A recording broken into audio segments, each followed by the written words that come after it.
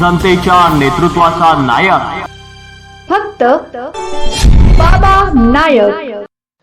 जळगाव शहरातील कालिंका माता मंदिर चौक येथे रात्री सुमारे 8 वाजेच्या सुमारास गंभीर अपघात घडला। रस्त्याच्या कडेला चालत असलेल्या एका व्यक्तीला भरधाव वेगाने येणाऱ्या डंपरने धडक दिली।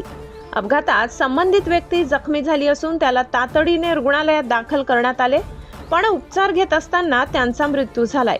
त्यांचे नाव प्रभाकर रघुनाथ पाटील, वय 57, राहणार जुने जळगाव असे आहे।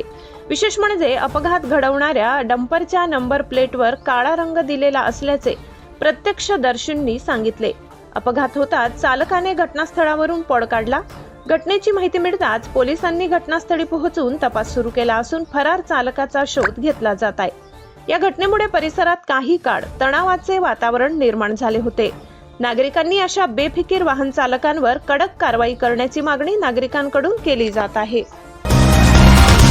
जनतेच्या नेतृत्वाचा नायक फक्त बाबा नायक।